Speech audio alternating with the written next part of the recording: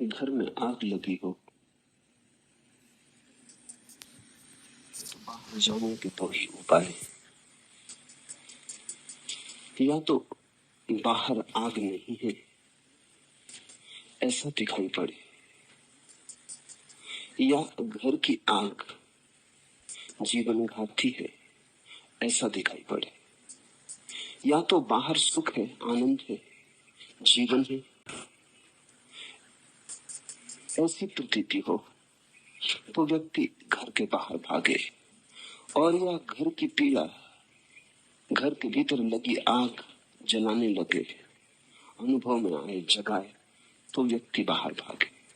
दुनिया में दो ही तरह के धर्म, एक जो परमात्मा के आनंद का वर्णन करते, उस परम दशा के सुख की महिमा गाते, समाधि का सौरभ, उस सौरभ के गीत गुनगुनाते,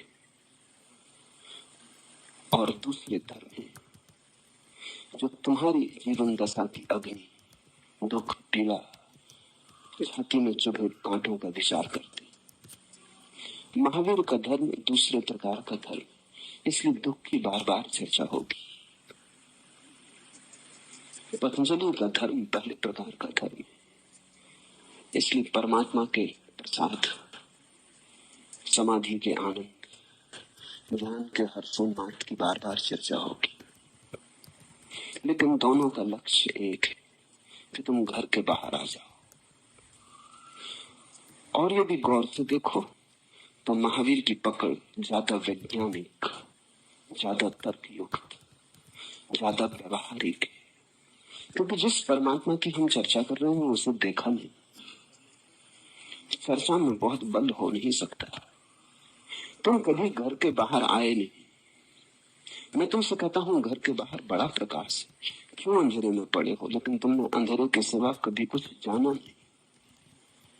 प्रकाश की तुम कल्पना भी नहीं कर सकते हो, प्रकाश का सपना भी नहीं देख सकते हो, प्रकाश से तुम्हारी कोई पहचान नहीं हुई। तो तुम सुनोगे, सुन लोगे, लेकिन इससे तुम्हारे जीवन में रूपांतरण न होगा। तुम कहोगे क्या भरोसा, प्रकाश होता भी है। तुमसे मैं फूलों की बात करूं, फूलों की कथा कहूं, लेकिन फूल तुमने देखे ही ना हो, और तुम्हारे नासापुटों में कभी गंध ने आवाज न किया हो, तो क्या उपाय है? तुम कैसे आकर्षित होोगे? तुम सुन लोगे बात, लेकिन तुम्हारे हृदय को छू न पाएगी, तुम्हारे प्राणों में इससे क्रांति का जन्म न होगा। शायद तुम पंडित हो जाओ, लेकिन प्रज्ञावान ना हो सकोगे। शायद तुम भी सुन सुन के यही बात औरों से करने लगो, शायद शब्द तुम्हें कंठस्थ हो जाएं, शास्त्र तुम्हारी स्मृति के में प्रविष्ट हो जाएं, लेकिन तुम दौड़ोगे नहीं घर के बाहर। तुम कहोगे हाथ की आधी को भी छोड़ के सपने की पूरी के लिए दौड़ना ठीक नहीं। ये बातें सपनेली, अब व्यवहारिक है, कल्पना जाल है, भीतर तो तुम यही जानते रहोगे। तुम्हारा शब्द ज्ञान बढ़ता जाएगा, अज्ञान मिटेगा नहीं। तुम धर्म के काव्य में डूब जाओगे, लेकिन धर्म तुम्हारे जीवन का तथ्य न बनेगा। तब तुम एक दुविधा में भी पड़ोगे, क्योंकि जो सुख तुम्हारे शब्दों में छा जाएगा और प्राणों को आंदोलित न करेगा, वो तुम्हें दो हिस्सों में तोड़ देगा। जीवन में तो दुख होगा, जीवा पर सुख की बातें होंगी, प्राणों में तो कांटे छिपे होंगे, स्मृति में कल्पना की फूल तैरेंगे। तुम दो हिस्सों में खंडित हो जाओ। सारी मनुष्य जाति खंडित हो गई है, क्योंकि एक तरफ परमात्मा खींचता है और उसकी खींच में बहुत बल नहीं हो सकता, क्योंकि जिसे जाना नहीं, चखा नहीं, जिया नहीं, उसकी पुकार सुनोगे कैसे? वो बहुत दूर की धुंधली सी आवाज, बस एक गूंज रह जाती, प्रतिध्वनि मात्र, छाया मात्र, और जीवन की वासनाएं हैं वो प्रगाढ़, वो तुम्हें खींचेंगे। तो तुम बंधे तो रहोगे जीवन के ही पहिए से, घसीटते तो रहोगे जीवन के रथ के साथ, धूल धमास तो जीवन की ही खाते रहोगे। हाँ, सपने तुम मोक्ष के बैकुंठ के देखने लगोगे। इससे तुम शांत न होगे, इससे तुम्हारी अशांति साथ थोड़ी और बढ़ जाएगी। इससे तुम परमात्मा को पा सकोगे ऐसा तो कम दिखाई पड़ता है। इससे तुम जीवन में उदास और तुम और विषाद युक्त हो जाओगे। इसलिए महावीर ने दूसरा मार्ग चुना।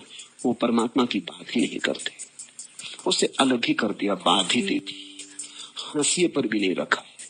शास्त्री की तो बात छोड़ो, उसे हटा ही दिया।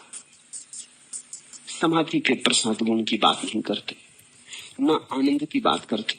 वे तो तुम्हारे जीवन की जहां तुम हो उसकी ही बात करते हैं और कहते हैं यहाँ दुख है। वे तुम्हें जीवन के दुख की प्रगाढ़ता से परिचित करा देना चाहते हैं।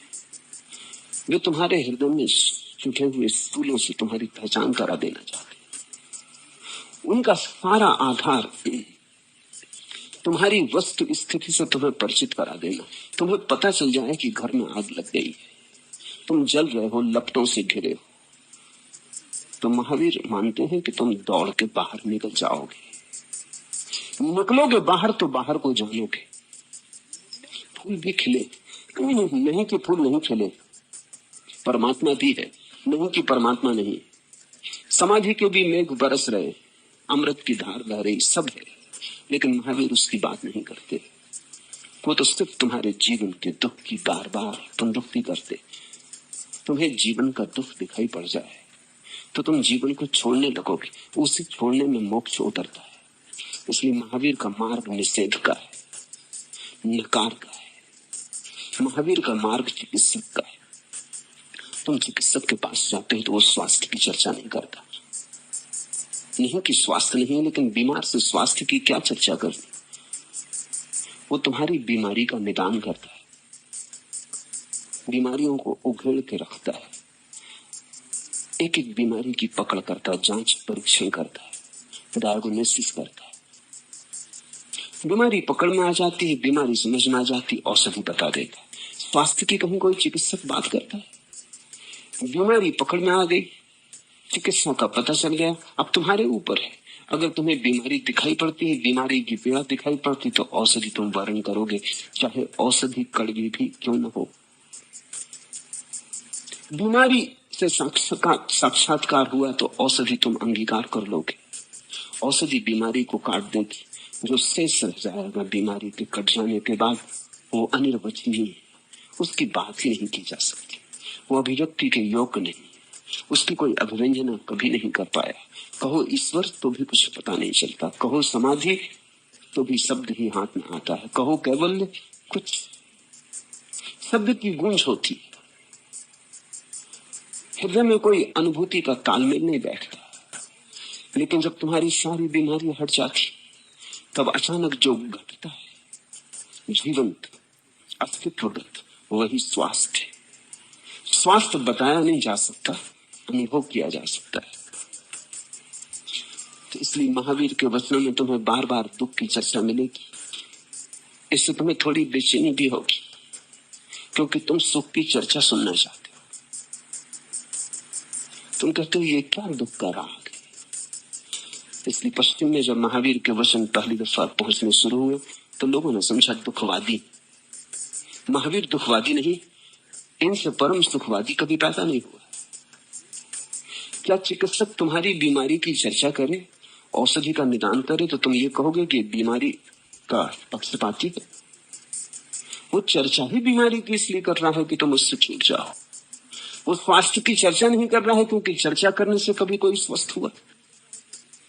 इसलिए महावीर दुख का ही विश्लेषण करते चले जाते। हजार तरफ से एक ही इशारा है उनका दुख। तुम्हें ये दिखाई पड़ने लगे कि तुम्हारा सारा जीवन दुख है, सुबह से सांझ तक, जन्म से मृत्यु तक दुख का ही अंबार है, राशि। ऐसी तुम्हारी पहचान जिस दिन हो जाएगी, और यही हो सकता है क्योंकि इसमें तुम खड़े हो, परमात्मा तो दूर की बातचीत है, हो न हो दुख है, तो महावीर इसकी भी चिंता नहीं करते सृष्टि कब बनी, इसकी भी चिंता नहीं करते किसने बनाई, तुम दूर की बातों में जाने से फायदा क्या? ऐसा तो नहीं है कहीं कि तुम दूर की बातें करके पास की असलियत को भुलाना चाहते हो? ऐसा तो नहीं है कि सृष्टि किसने बनाई, कौन है बनाने वाला, क्यों बनाई? इस तरह के बड़े बड़े सवाल उठाकर जिंदगी के असली सवालों को तुम छिपा और ढांक लेना चाहते हो?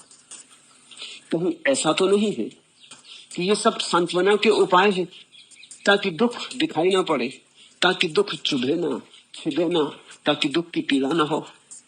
कहीं तुम्हारे मंदिर, मस्जिद, पूजा गृह तुम्हारी सांत्वनाओं का जाल तो नहीं? महावीर ऐसा ही जानते, ये सब तुम्हारे सांत्वना का जाल। इसलिए महावीर का वैराग्य बड़ा गहन है। फिर जंगल भी चले गए 12 वर्ष। एक गहरा प्रशिक्षण था।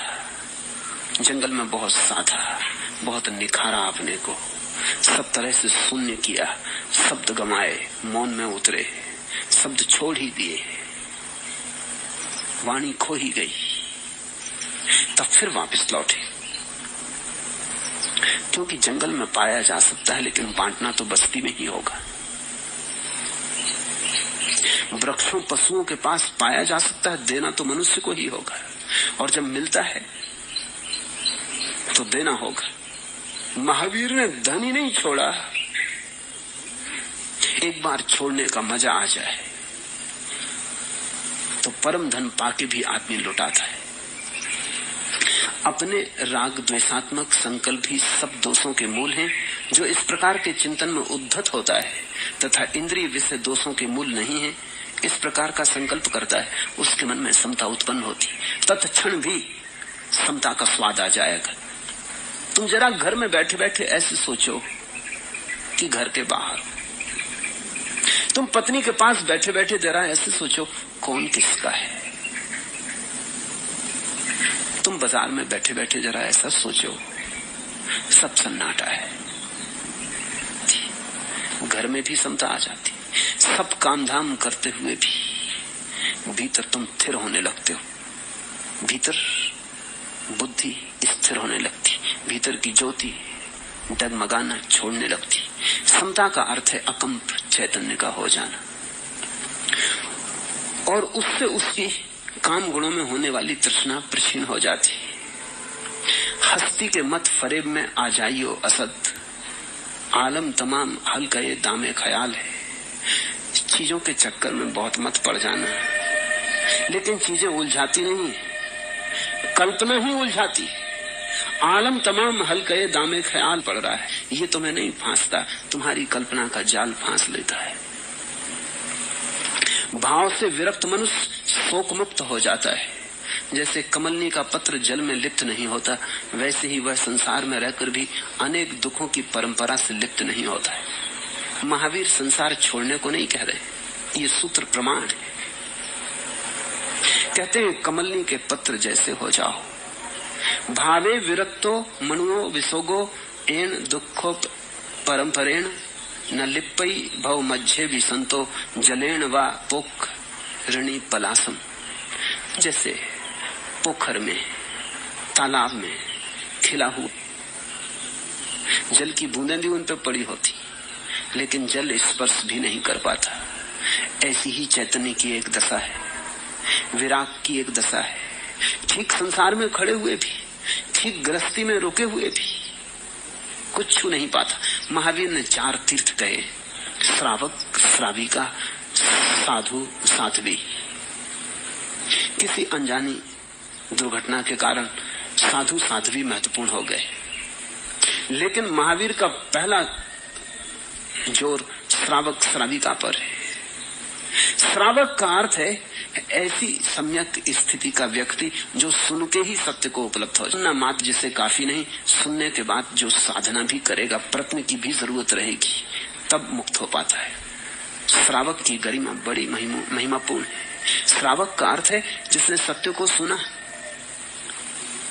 सुनते ही जाग गया। बुद्ध कहते थे घोड़े कई तरह के होते हैं।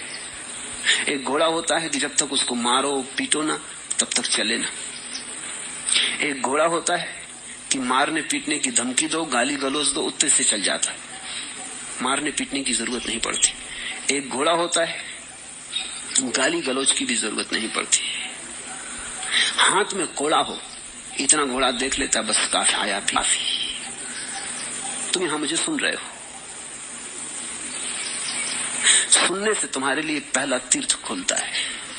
अगर तुम ठीक से सुन लो, हृदय पूर्वक सुन लो, निमज्जित हो जाओ सुनने में, तो करने को कुछ बचता नहीं। सुनने में ही गांठें खुल जाती, सुन के ही बात साफ हो जाती, गांठ खुल जाती। कुछ अंधेरा था छट जाता है, कुछ उलझन थी गिर जाती। द्वार खुल गया, नाव तैयार है, तुम इसी तीर्थ से पार हो सकते हो। कुछ हैं जो सुनने से ही पार न हो सकेंगे, उन्हें कोड़े की छाया काफी न होगी, उनके लिए कोड़े का फांस भी का पड़ा। वस्तुतः श्रावक की महिमा साधु से ज्यादा है, लेकिन साधुओं को यह बर्दाश्त न हुआ, साधुओं के अहंकार को यह भला न लगा। तो कोई जैन साधु जैन श्रावक को नमस्कार नहीं करता। साधु और श्रावक को कैसे नमस्कार कर सकता? साधु ऊपर, श्रावक नीचे। साधु को श्रावक को नमस्कार करनी चाहिए। हाँ, ये बात जरूर है कि श्रावक कहाँ है, पर दूसरी बात भी तो है, साधु कहाँ है? सुन के पहुंचने वाले बहुत मुश्किल है। भाव से विरक्त मनुष्य शोक मुक्त बन जाता है। जैसे कमलनी का पत्र जल में लिप्त नहीं होता, वैसे ही वह संसार में रहकर भी अनेक दुखों की परंपरा से लिप्त नहीं होता है। भाव से मुक्त होते ही, राग और द्वेष के भाव से मुक्त होते ही, चुनाव से मुक्त होते ही, संकल्प विकल्प से मुक्त होते ही, ये सत्य पहचान कर कि सारा खेल मेरे भीतर है, अपने को सिकोड़ लेता है, जैसे कछुआ अपने को सिकोड़ लेता है। दूर जा पहुंचा गुब्बारे कारवां, मेरी मुझसे खाक तन्हा रह गई, सब तमन्नाएं हमारी मर चुकी, एक मरने की तमन्ना रह गई। क्योंकि जब तक पुराने कर्मों का जाल है, हिसाब किताब है, चुकता है, निपटाता है, नया जाल खड़ा नहीं करता। पुराना लेन देन तो चुकाना ही पड़ेगा। जीता है, लेकिन अब जीने पे जोर नहीं है। अब उसने एक राज सीखा है, और वो ये परम मृत्यु, कैसे पूरी तरह मर जाए ताकि दोबारा पैदा न होना पड़े। और जिसके भीतर ऐसी भावदशा आ जाती है, उसकी सुबह ज्यादा दूर नहीं। हो चली सुबह, फसाना है करीबे तकमील, गुल चली समा बस, अब है इसे ठंडा होना। जिसके भीतर जीवेशना ठंडी हो गई, वो खोने लगा। हो चली सुबह, फसाना है वह ठंडक, वह शीतलता जो जीवेशना के बुखार के बुझ जाने पे पाई जाती, उसी का नाम मोक्ष है।